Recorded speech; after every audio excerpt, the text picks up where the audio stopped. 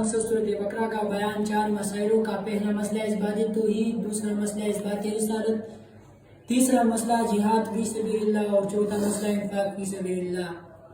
اثبات توحید ثابت کرنا، توحید اللہ کی وحدانیت کو کہ اللہ ایک ہے، ذات میں اور صفات میں اللہ کے ساتھ کوئی شریک اور ہمسر نہیں۔ جس طرح اللہ ذات میں ایک ہے اسی طرح اللہ صفات میں بھی ایک ہے۔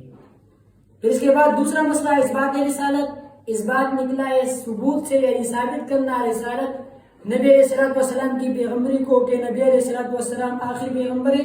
نبی علیہ السلام کے بعد نہ کوئی پیغمبر آئے گا نہ کوئی نبی آئے گا، دین وہی ہوگا جو قرآن کریم میں اور جو نبی علیہ السلام نے بیان فرمایا ہے۔ تیسرا مسئلہ جہاد فی سبیل اللہ، اللہ کی راہ میں بدن قربانی دینا، اپنے آپ کو قربان کرنا، جہاد کرنا۔ اور چوتھا مسئلہ انفاق فی سبیل اللہ، اللہ کی راہ میں مال قربانی دینا، مال خرچ کرنا۔ جس طرح سورت میں 4 مسئلوں کا بیان ہے اسی طرح سورت 4 حصوں پر منقسم ہے، یعنی تقسیم ہے۔ پہلا حصہ آیت نمبر 1 سے 20 تک، آیت نمبر 100 تک، پہلا حصہ آیت نمبر 1 سے 100 تک، دوسرا حصہ آیت نمبر 101 سے لے کر 176 تک، تیسرا حصہ آیت نمبر 177 سے 253 اور چوتھا حصہ 254 سے لے کر آخر تک۔ پہلا حصہ اس میں بیان ہے پہلے مسئلے کا اثبات توحید تفصیل کے ساتھ، اس کا تذکرہ ہے۔ دوسرے حصے میں بیان ہے دوسرے مسئلے کا اثبات رسالت، تیسرے حصے میں بیان ہے تیسرے مسئلے کا جہاد فی سبیل اللہ اور چوتھے حصے میں بیان ہے چوتھا مسئلہ انفاق فی سبیل اللہ تعالی۔ اثبات توحید کا مسئلہ ہم نے تفصیل کے ساتھ پڑھا تھا۔ اثبات رسالت ہم نے شروع کیا تھا۔ اثبات رسالت اور اس پر اعتراضات، 9 اعتراضات منکرین کی، 9 اعتراضات رسالت پر،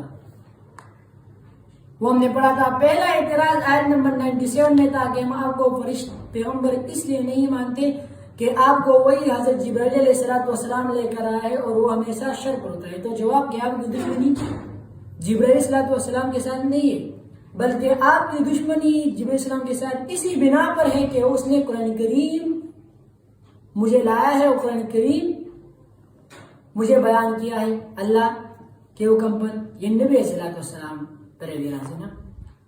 دوسرے اعتراض آیت نمبر 102 میں کہ ہم آپ کو پیغمبر اس لیے نہیں مانتے کہ آپ جادوگروں کے دوست ہیں، سلیمان علیہ السلام جادوگر تھا۔ تو جواب کہ سلیمان علیہ السلام نے کفر نہیں کیا تھا۔ تیسرا اعتراض آیت نمبر 102 میں کہ ہم آپ کو پیغمبر اس لیے نہیں مانتے کہ آپ جادو کو کفر کہتے ہیں، حالانکہ یہ تو 2 فرشتے وہ آئے تھے بابل خار میں، انہوں نے کیا تھا، ہاروت و ماروت فرشتوں کا نام، انہوں نے جادو کیا تھا۔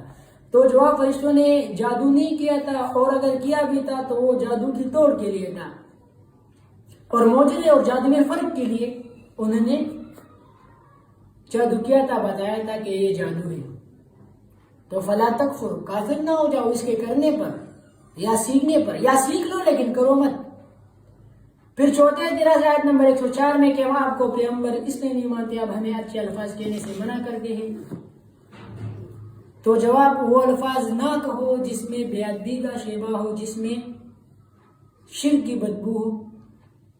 پھر پانچواں اعتراض آیت نمبر 106 میں کہ ہم آپ کو پیغمبر اس لیے نہیں مانتے کہ آپ خود اپنے دین میں مضطرب ہے، کبھی کیا کہتی اور کبھی کیا۔ تو جواب کہ میں یہودی نہیں بلکہ میں اللہ کے حکم کے تابع ہوں۔ اعتراض تھا نسخ پر۔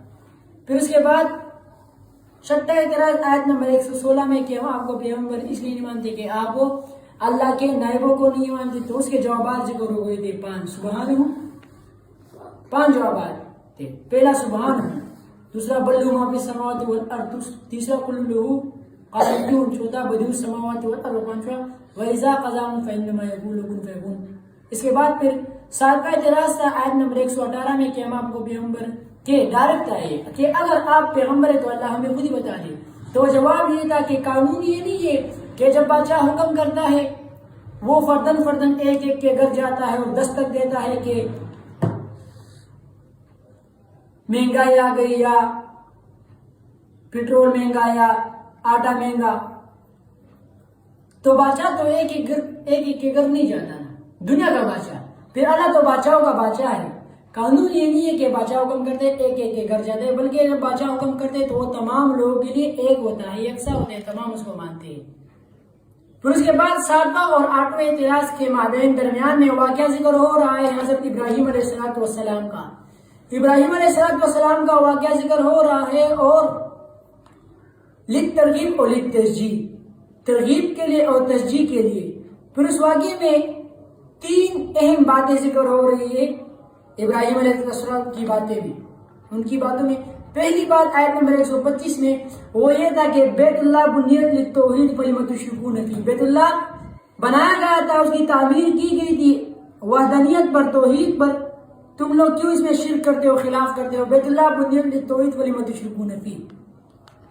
پھر اس کے بعد دوسرا اعتراض، دوسری بات، پہلی بات آیت نمبر 125 میں کہ بیت اللہ بنیت للتوحید فلم تشرکون فیہ، بیت اللہ بنایا گیا تھا توحید کے لیے، تم لوگ اس میں کیوں شرک کرتے ہو، کیوں خلاف کرتے ہو؟ پھر اس کے بعد دوسری بات آیت نمبر 129 میں کہ یہ آخری پیغمبر تو تمہارے باپ داداؤں کی دعاؤں کی بدولت ہے، تم کیوں انکار کرتے ہو؟ ان ابراہیم علیہ السلام بشر بہذا النبی ودعا له، تو تم کیوں خلاف کرتے ہو؟ اور اس کے بعد تیسری اہم بات یا تیسرا مسئلہ ابراہیم علیہ السلام کے واقعے میں وہ یہ آیت نمبر 132 میں کہ ان التوحید دین الانبیاء کلهم وتواصوا بذلک فلم تکفرون، پھر کیوں تم لوگ انکار کرتے ہو، خلاف کرتے ہو؟ پھر اس کے بعد زواجر تھی اور تخفیف تھی، اور اس طرح یہ ذکر ہو گیا کہ تم بچو گے اپنے عمل پر، لا نفرق بین احد من رسلی، اس کے بعد کہا کہ لہا ما کسبت ولکم ما کسبتم ولا تسألون عما كانوا يعملون، یہی تم بچو گے اپنے عمل پر، تم کسی اور کے عمل کی وجہ سے نہیں بچ سکتے، تم خود عمل کرو اور طریقہ اپناؤ، نبی علیہ السلام کی طریقے پر چلو، سنت کی اتباع کرو۔ پھر آپ اعتراض آیت نمبر 142 میں داخل کے سبق میں سیقول السفہاء من الناس ما ولاهم عن قبلتهم التي كانوا عليها، اعتراض تھا قبلے پر کہ ہم آپ کو پیغمبر اس لیے نہیں مانتے کہ آپ نے پہلے پیغمبروں کا قبلہ چھوڑ دیا، تو جواب یہ ذکر ہوا تھا کہ کل للہ المشرق والمغرب، اللہ کے لیے ہے اختیار مشرق کا اور مغرب کا۔ اللہ کہتا ہے کہ بیت المقدس کی طرف منہ کرو، قبلہ ہوئے تو میں اس کی طرف اس جانب پھیر جاتا ہوں، اور جب اللہ کہتا ہے کہ منہ پھیرو کس طرف، بیت اللہ کی طرف، تو میں اس جانب منہ پھیر دیتا ہوں۔ اللہ کے لیے اختیار ہے، اللہ کے اختیار ہے مشرق کا اور مغرب کا۔ پھر اس کے بعد 8واں اعتراض آیت نمبر 158 میں کہ ہم آپ کو پیغمبر اس لیے نہیں مانتے کہ آپ ہمیں منع کرتے ہیں کہ قبروں کی طرف نہ جاؤ اور زیارتوں کی چکر نہ لگایا کرو، اور خود ہی اپنے صفا و مروہ حج پر یا عمرے پر آپ لوگ وہاں جاتے ہو۔ تو جواب یہ کہ ان صفا والمروہ من شعائر اللہ، صفا و مروہ تو دین کی نشانیوں میں سے ہے۔ یہ تو ہم نے واقعہ پڑھا تھا نا کہ اسماعیل علیہ السلام جب کھانے کے لیے کچھ نہیں تھا، وہ بچے تھے، تو ان کی والدہ محترمہ وہ کبھی صفا اور کبھی مروہ چکر لگاتی تھی کھانے کے لیے کہ کوئی مجھے مل جائے کہ ہم ان سے کھانے کی طلب کرے اور پھر واپس میں اس کو پیسے دے دیں۔ تو اللہ کو ان کی وہ باغ دوڑ پسند آ گئی اور اللہ نے وہ ہم پر مقرر کر لیا۔ پھر اس کے بعد آیت نمبر 162 تک یہ مضمون ختم ہوتا ہے، پھر 163 سے رد شرک فعلی کا تفصیلی دعویٰ ذکر ہوتا ہے الہکم الہ واحد، پھر اس پر 8 دلائل عقلیہ ترقی پہلے سے۔ آیت نمبر 25 میں دعویٰ ذکر ہوا یا ناسبدو ربکم، اس پر دلائل عقلیہ تھے کتنے؟ 5، یا دعویٰ پر دلائل عقلیہ 8۔